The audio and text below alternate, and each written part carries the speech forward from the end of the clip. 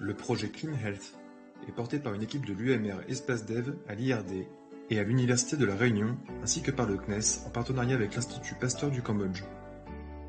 La propagation et le développement de nombreuses maladies infectieuses, principalement vectorielles comme le paludisme ou le chikungunya, sont fortement liées à la saisonnalité, au climat et à l'environnement. Le projet Clean Health vise à aider les acteurs de la santé publique à utiliser l'information satellitaire au regard des variations environnementales pour améliorer la surveillance sanitaire afin de mieux détecter, contrôler et atténuer l'impact des maladies. Le but est de réduire le coût social et économique qu'elles peuvent engendrer. Depuis quelques années, les systèmes de santé améliorent la remontée des informations épidémiologiques et leur suivi par l'intégration dans les systèmes d'information sanitaire. L'Organisation mondiale de la santé a ainsi soutenu l'utilisation du Digital Health Information System, aussi appelé DHIS2, aujourd'hui déployé dans un grand nombre de pays.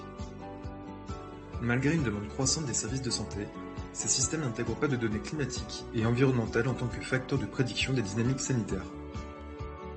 Le projet Clean Health met à disposition de manière opérationnelle la connaissance issue de l'observation spatiale du climat et de l'environnement à des fins de surveillance sanitaire pour compléter les systèmes d'information existants. Pour cela, le projet est réalisé en 2 temps. Dans un premier temps, le développement d'une première application visant à créer un démonstrateur s'appuyant sur les données épidémiologiques de la leptospirose à Yangon au Myanmar pour prédire les environnements et les périodes favorables à la transmission de la maladie lepto-Yangon. Dans un second temps, l'intégration du module opérationnel dans le système d'information DHIS2. Cette application permettra le téléchargement des données, leur traitement pour la création de séries temporelles et la recherche et la visualisation de relations entre les données épidémiologiques et environnementales.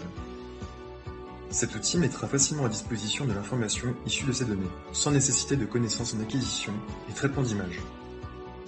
Pour concevoir l'outil, le projet s'est en premier lieu attaché à automatiser le suivi des dynamiques environnementales en analysant les images du satellite Sentinel-2.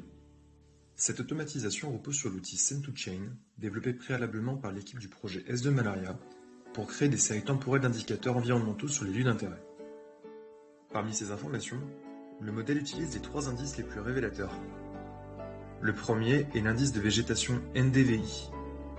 Le deuxième est l'indicateur d'eau MNDWI. Et le troisième est celui d'humidité NDWI-GAO. La base statistique du modèle prédictif consiste à comparer les indices au regard du lieu et de la date d'apparition des cas positifs, probables et négatifs. Celle-ci sera en mesure d'indiquer à un utilisateur l'apparition de conditions environnementales favorables à la transmission de la maladie. Le projet vise donc à développer des outils libres basés sur des données spatiales libres afin d'être déployables dans différents contextes de surveillance sanitaire. En fonction des résultats du projet Clean Health, de nouvelles fonctionnalités pourront être développées pour améliorer l'alerte précoce et guider le contrôle des maladies.